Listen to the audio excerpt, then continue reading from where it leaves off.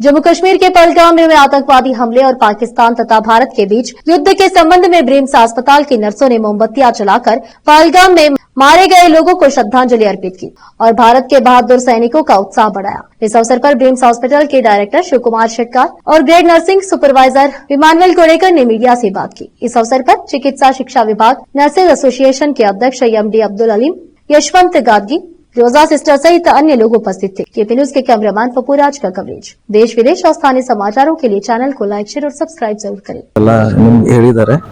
ನಮ್ಮ ಹತ್ರ ಈಗ ಯಾವುದೋ ಸಂಭ್ರಮದಿಂದ ಆಚರಣೆ ಅಥವಾ ಏನು ಮಾಡ್ತಾ ಇಲ್ಲ.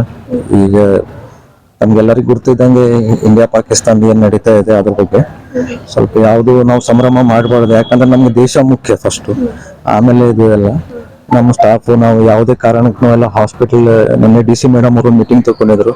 ಯಾವುದೇ ಪರಿಸ್ಥಿತಿಯಲ್ಲಿ ಎಲ್ಲ ಬೆಡ್ ರಿಸರ್ವ್ಸ್ ಇರಬೇಕು, ಎಲ್ಲ ತುರ್ತು ಚಿಕಿತ್ಸೆ ಎಲ್ಲ ನಾವು ಸಜ್ಜವಾಗಿದ್ದೀವಿ. ನಿಮ್ಮ ಅದೇ ಮುಖಾಂತರ ನಾವು ಹೇಳೋದು ಇಷ್ಟೇ ಅಂದ್ರೆ ನಮ್ಮ ಬ್ರಿಮ್ಸ್ ಕಡೆಯಿಂದ ನಾವು ಎಲ್ಲ ರೀತಿಯಿಂದ ಸಜ್ಜವಾಗಿದ್ದೀವಿ. ಯಾವುದೇ ಪರಿಸ್ಥಿತಿ ಬಂದಲ್ಲಿ ನಮಗೆ ದೇಶ ಮುಖ್ಯ, ಮತ್ತೆ ಜನರಿಗೆ ಸರ್ವಿಸ್ ಕೊಡೋದು ಎಲ್ಲಕ್ಕಿಂತ ಇಂಪಾರ್ಟೆಂಟ್.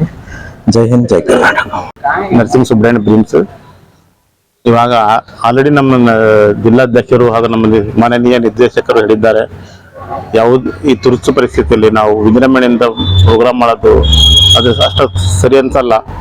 ಅದ್ರ ಸಲುವಾಗಿ ನಾವು ವಿಜೃಂಭಣೆಯಿಂದ ಪ್ರೋಗ್ರಾಮ್ ಮಾಡೋದನ್ನು ಬಿಟ್ಟು ಸಾಧಾರಣವಾಗಿ ನಮ್ಮ ಗೇಟ್ ನಂಬರ್ 2 ಒಂದು ಗಾರ್ಲ್ಯಾಂಡ್ ಮಾಡೋ ಮುಖಾಂತರ ನಮ್ಮ ದೇಶದ ಸೈನಿಕರಿಗೆ ಮತ್ತು ಹತಾರಾದಂಥ 26 ಜನ ಪಹಲ್ಗಾಮ್ನ ನಾಗರಿಕರಿಗೆ ಶ್ರದ್ಧಾಂಜಲಿ ಸಲ್ಲಿಸುವ ಮುಖಾಂತರ ಶಾಂತಿನಿಂದ ಸಾಧಾರಣವಾಗಿ ಆಚರಿಸಿದೆ. ದೇವರಲ್ಲಿ ಕೇಳ್ಕೋದೊಂದೇ, ಭಾರತ ಪಾಕಿಸ್ತಾನ ಯುದ್ಧ ಆಗಬಾರ್ದು, ಇಲ್ಲ ಆಗಬಾರ್ದು. ಒಂದ್ ವೇಳೆ ಅಂಥದ್ದು ಏನಾದ್ರು ಸಿಚುವೇಶನ್ ಬಂದ್ರೆ ಮಾನನೀಯ ಪ್ರಧಾನಮಂತ್ರಿಗಳು, ನಾವು ಮಾನನೀಯ ನಮ್ಮ ನಿರ್ದೇಶಕರಾದ ಶಿವಕುಮಾರ್ ಶೆಟ್ಕರ್ ಸರ್ ಅವರು, ಮಾನನೀಯ ಮುಖ್ಯಮಂತ್ರಿಗಳು ನಮ್ಮನ್ನು ನಿಯೋಜನೆ ಬಿಡಿದರೆ ನಾವು ಹೋಗಿ ಅಲ್ಲಿ ರೋಗಿಗಳ ಗಾಯಾಳುಗಳ ಶುಶ್ರೂಷೆಯಲ್ಲಿ ತೊಡಗುತ್ತೇವೆ ಎಂದು ಮಾತು. ಜೈ ಹಿಂದ್. ಮಾನ್ಯ ನರ್ಸಿಂಗ್ ಸಭೆ.